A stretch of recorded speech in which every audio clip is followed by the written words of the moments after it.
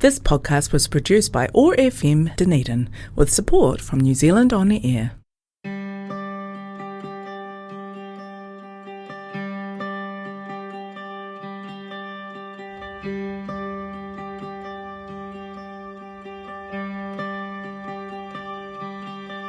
Kia ora, welcome to Rewilding in Action with me, your host Maureen Howard. Now, in the Northern Hemisphere, rewilding is a concept that we associate with reintroductions such as beavers and wolves and bovine substitutes for aurochs.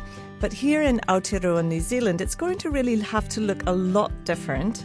And so today I've set myself the lofty goal of getting to a better understanding of rewilding and one that works for Aotearoa New Zealand. And to help me, I've got zoologist Professor Phil Seddon from Otago University in the studio with me. So thank you very much, Phil, for rising to the challenge of this interview. Yeah, it's my pleasure, Maureen.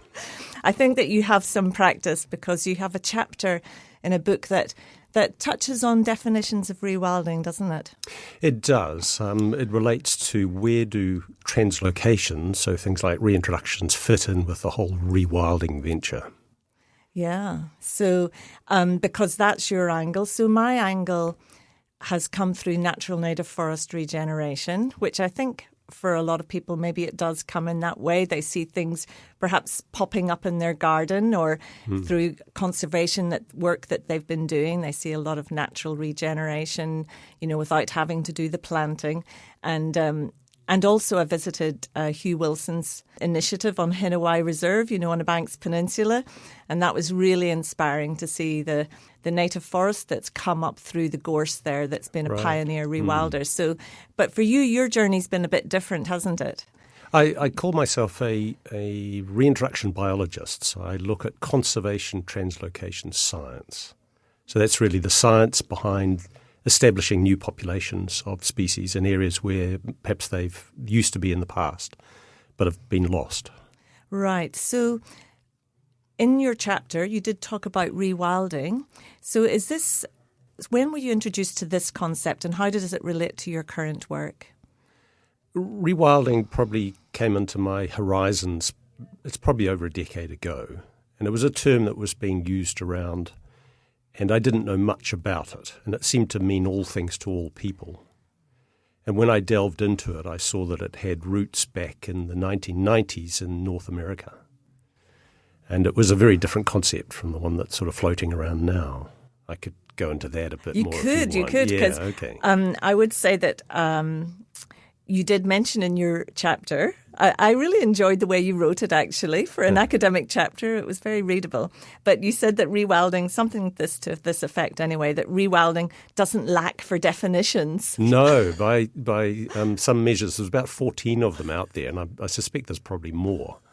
And some are very, long and convoluted, and some are very so short as to be vague and almost useless. It really is a bit of all things to all people, I think, at the moment. Okay, so this is something, because I guess it is one word, and it kind of conjures up something visual, doesn't it? Oh, it does, and I think that's been the catch. That's why it's caught on people's imagination and inspired them. The idea of making things wild again. It sounds very appealing.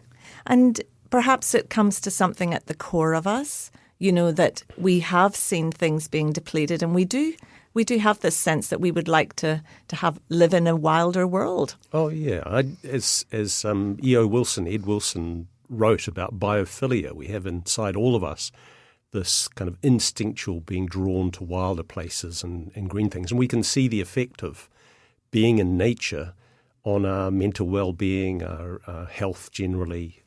People are understanding this, and we've seen this kind of greening of cities and urban areas as part of that. Yeah, it's a good trend. So why are there so many definitions?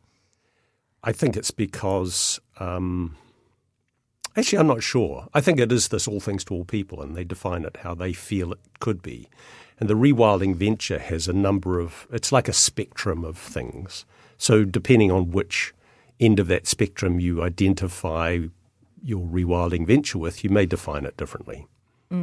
Okay, so I guess that brings us back to, perhaps I was coming into it through natural native forest regeneration, which, Right. and you, in your chapter, you do your own. I know you almost apologise for it, but you try another definition, or at least a kind of a categorisation to try and bring down all of these varying different categories of rewilding into two main categories. Could you cover them? I think that will really help us. Sure. So there were broad categories, and I explored those and found that they did indeed collapse into these two.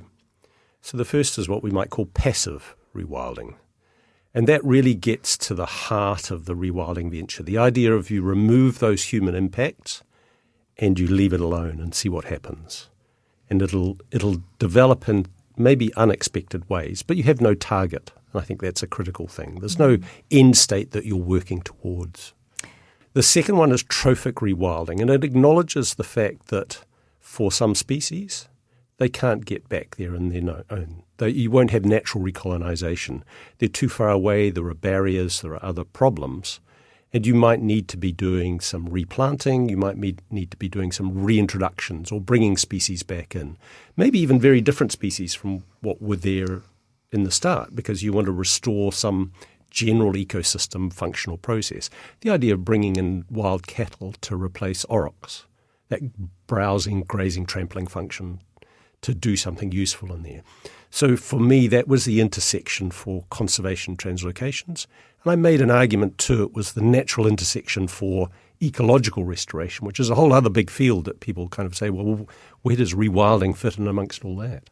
To bring those two, passive rewilding and trophic rewilding together, what are the kind of the key strands that bring those two aspects together? The point of difference, I think, from ecological restoration, so I could talk about that first, is that ecological restoration really looks at a highly degraded area and does things to that to bring it to some target state. And it may be adding abiotic things like water or fire regimes or something like that. It might be doing revegetation. It tends to be those things and not animals. So it's got a target state in mind. Whereas rewilding doesn't have an end point in mind. It wants to let natural processes run with as few human interventions as possible, with the idea perhaps in the future, humans can step away immediately and move on to the next project. And so do you see these two different ways working together quite well? I think so. I think you could almost imagine a transition where you have to kickstart a system. You don't necessarily know where it's going to end up, but you say, actually, we want some general ideas in here. We want it to be dominated by native species, and we want to put back a big community of native species. And some of those can't get there on their own, so we'll bring them in. And once we've got them in there, we'll take our hands off a bit more and let it develop in whichever way it will. And this is very much kind of, I think, the British approach to things. The new British Ecological Society's Rewilding Special Interest Group that you mentioned to me, and I went and listened to their podcast and the discussions there. And while I was listening to what they were saying from the British context, I was thinking, how does this apply in Aotearoa? Yes, so this is a very key question for us because we have a very different ecological system happening or past. Think of the Northern Hemisphere. We've got large continents all joined and we've got many species that, for thousands, millions of years have been moving on the move. And so whereas we're really a very large island, aren't we? Or two islands. Yeah. And we're suffering the consequences of that. And a large island that for 80 million years didn't have people on it and didn't have exotic predators. So we've got these unique forms that have evolved from that long ago or have arrived and evolved since then that are very special just to us here, but are incredibly vulnerable to interference, disturbance, and particularly these exotic predators. Yes. So do you then see for rewilding to work in Aotearoa that we can't afford to just rewild in the purest sense of the word of just letting things go completely? I think you're absolutely right. I think if you just if we said, okay, the whole end of the peninsula, we just won't do anything in there anymore and would let it rewild, we'll end up with a sort of a landscape of exotic grassland filled with mice and other things that'll get in there. And you kind of go, well, that's nature just doing natural process, and we want to take the human. I don't think it would work. I think even you think of our eco-sanctuaries, you need to keep that fence going. You need to keep that predator control going. If we ever achieve our predator-free goals, then maybe, but I suspect there'll always be a bit of work to be done. We're still grappling in New Zealand with the idea of what are we doing these things for? Are we restoring to make things look like they were 100 years ago, 200 years ago, 800 years ago, before humans? And I think some of that gets us tied in knots because it's not achievable. Things are too different now. Climate's changed. Areas are filled with exotic plants of different kinds that will have trouble to get back. We're assuming that some arbitrary point in the past was some static, perfect condition we want to get back to. Nature doesn't work like that. Ecosystems don't work like that. So I think the shift has been to think about restore for resilience and function and stability in ecosystems, not some particular past state that may or may not be achievable. And I think that gets closer to rewilding. Okay, no, I really like what you're saying. And when you're talking about that resilient ecosystem, would you be primarily seeing that as a primarily native ecosystem? I think what you can talk about is native-dominated ecosystems. That's the best we can hope for, I think, and achievable, I think. We also see that, yeah. And I guess also in New Zealand we have lots of islands where we are able to practically remove all the introduced mammalian predators, yes, from the mice right up to the ferrets and stoats and so forth. So in those ones we can perhaps then really restore, in terms of doing that ecological restoration, isn't that sure. right? I would argue it probably still wouldn't look like it did 1,000 years ago because things are just different. And a lot of those islands or even coastal New Zealand was sort of dominated by seabirds. And there was this kind of complex of oceanic nutrients and land, and it shaped it there. And there has been work on islands where the seabirds have all gone because of rats. You take the rats away, the island will restore, but you can't necessarily predict the trajectory that would take or the end state it would be. Right, because you're saying that the seabirds don't always come back. They don't always come back. They're not back in that same abundance. It's a different mix. The climate's slightly different in these areas. Part of the climate change means the ocean, the sea life is different as well. Things will just be different. I think we have to acknowledge that things are different. Some of the difference is because of us. A lot of it is.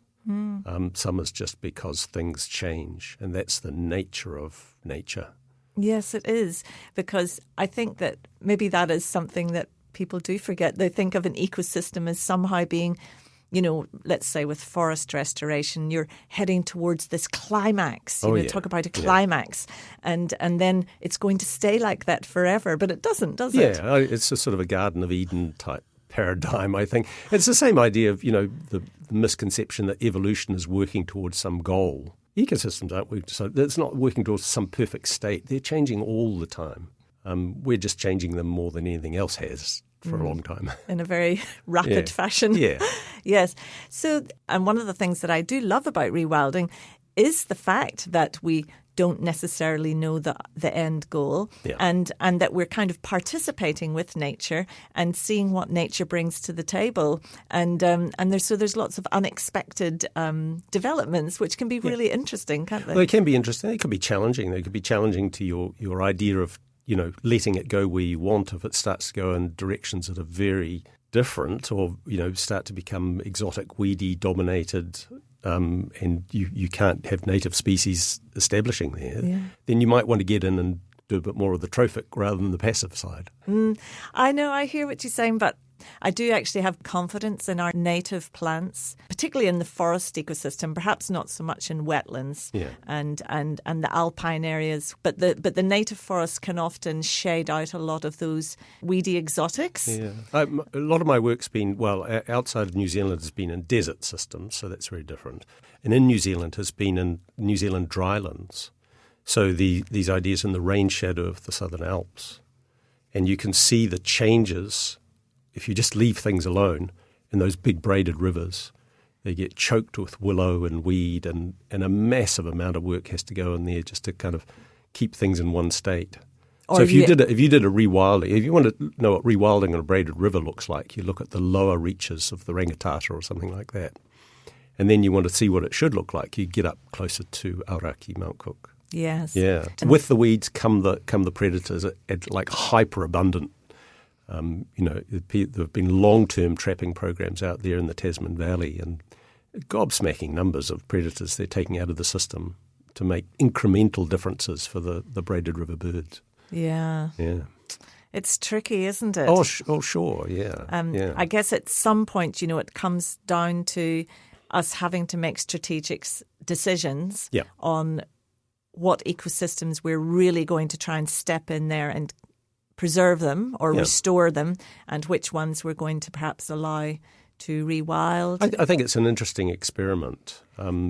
You're very plant-focused. I'm from a zoology department. I think about animals, and I notice that we're about to lose mohua from large areas.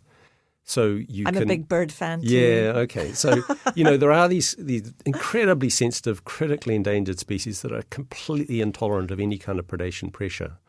So that's always going to be a problem, even within fence-protected areas. There's been some work done, looking at the effect of cyclones on eco-sanctuaries. And it's like 40% of them have their fences knocked down for a period of time, and there's this, incredible pressure of predators just dying to get inside for the buffet inside. Oh my goodness. Yeah. I know. So what place then is there for rewilding in Aotearoa? I think it can harness some enthusiasm for restoring nature, whatever that looks like, in a population where we tend to get bombarded with bad news. And the good news is very selective. Kakapo have had a good breeding season, but that's sort of this weird isolated thing. But meanwhile, yellow-eyed penguins are disappearing off the mainland. And the conservation bad news tends to dominate, and people start to get a bit hopeless about it. I think why rewilding has caught on is because it can mean all things to all people. Just the mere word can harness some new enthusiasms for nature. You could rewild your garden.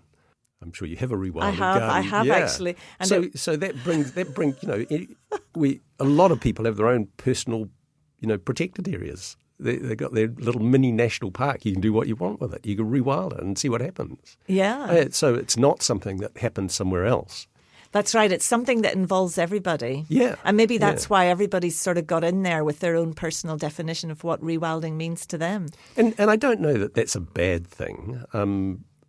There are some definitions I prefer out there over others, but none of them are perfect because they don't capture the whole spirit of what the breadth of things that are being done. But that's okay. We think about these things as a spectrum of activities. Sometimes it'll involve translocations. Sometimes it'll involve completely passive approaches. We'll get to different states. Who knows what they are? That's kind of exciting as well. We could jump in there and tweak things if we're worried we'll lose critical elements. We're going to end up in a better place than we are currently. Yeah, because I think that's really great what you're saying. And so rewilding does have a place. Ecological restoration has a place to protect those ecosystems that are very precious and the species within them. And then species conservation. When you were saying you were targeting, if we need to target hoiho and mohua, that also has its place. But together, when you put them all together, you're looking at a wilder and richer ecosystem. Hopefully dominated by native species. That's what we want to have more of, yeah. Do we have time to talk about novel ecosystems? Is that something that you have an interest in? Sure. Yeah, let's do that. How would you define a novel ecosystem? It's a system that has no historical analogue. So it's a composition of species and communities that hasn't existed in the past. I think it's acknowledging the fact that there are new elements. So we would think about them as exotic species that might do useful things, might not do harmful things, might just be part of a system. We think about exotic trees being used by native species for feeding, for nesting, for shelter, whatever. So it would be a mistake to go into an area and cut down anything that wasn't a native tree because you'd be losing habitat for epiphytes, habitat for invertebrates, habitat for birds and anything else. So part of novel ecosystems is it's not giving up and saying, oh, well, anything's allowed. And I think that was the backlash against the concept. It's more acknowledging that things are different, things are new. How do we manage for that novelty? Yes, and it's one that seems to fit well with the urban environment, doesn't it? Where we know that we can't restore a beautiful, lush native forest in the centre of the Octagon of Dunedin, but what we can do is rewild or embrace some of those novel ecosystems that are present there. Absolutely, and I've been pushing for a while now the idea of, for some species, reintroducing them back into highly modified urban areas. This is birds or whatever. It could be birds, yeah. Good examples of birds. So if the right habitat elements are there, they may not look to us to be natural, but if they suit the species, it's fine. Think about peregrine falcons nesting on buildings. To them, it's a cliff ledge, and they're eating city pigeons. Fine, they do fine. That's and it's a nice predator-free environment up there on a building ledge. Yeah, and it's one way in which we, as a predominantly urban species now, can have wildlife living right close to us, isn't it? Yeah, and I think that's really important too. Yeah, I think it's a mistake to make people think that wildness is somewhere else. And if I don't get to national park, then so be it. A lot of people don't. We're more and more urbanised now. Globally, it's pushing up around 60-odd%. It's probably only going to get worse. So there's this alienation from the natural world to our deficit, I think, because we go back to those health benefits of being immersed in nature.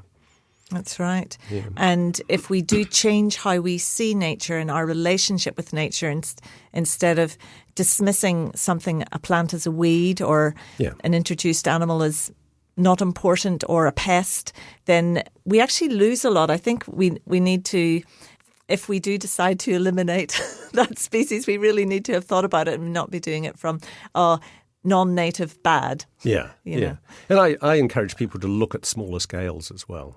We tend to think of kiwi, kakapo, penguins, and whatever, but look at the native bees that are in your garden.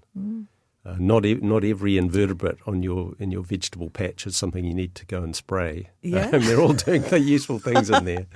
That's right. So, Phil, you've got some rewilding activities coming up. You're doing a presentation to the Ornithological Society. Yes, so the British Ornithological Union is having an online rewilding conference. So I'm one of the speakers on that in a couple of weeks, I think it is. Yeah.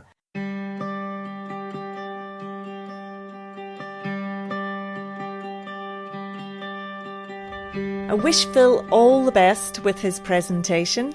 He's being a little bit modest because he's actually giving a keynote address at the conference. Thank you so much for listening to this episode. I'm Maureen Howard, creator and host of Rewilding in Action. I've found it really enlightening to chat with Phil about the rewilding approach and what it can and what it should look like in Aotearoa New Zealand.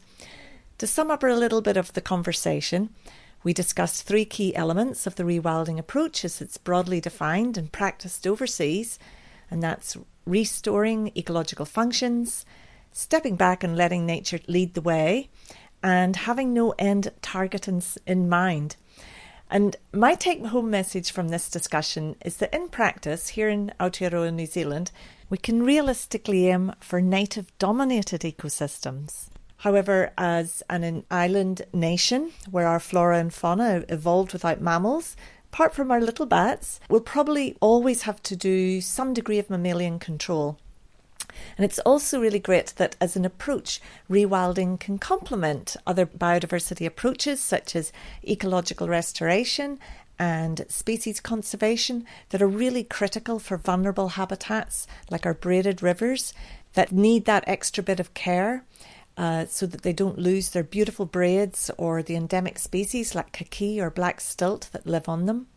And when exotic plants and animals run rampant through a valuable ecosystem such as our braided rivers, maybe we can call that wilding and contrast it with the rewilding approach that functions to enrich the biodiversity of already degraded ecosystems.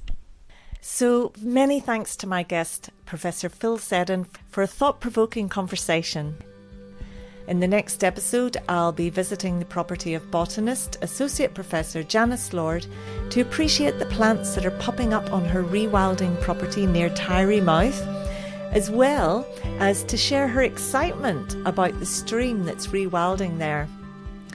If you've enjoyed listening to this episode of Rewilding in Action, you can find previous episodes on the ORFM website, that's oar.org.nz,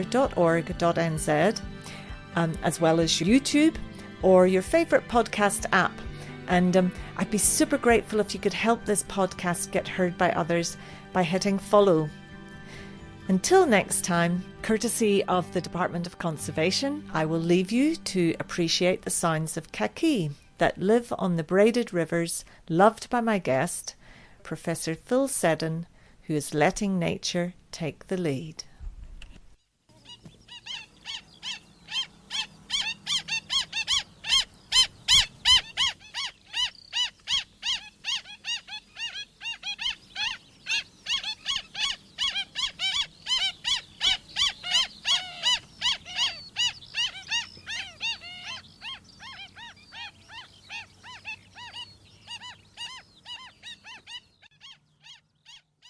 This podcast was produced by ORFM Dunedin with support from New Zealand On the Air.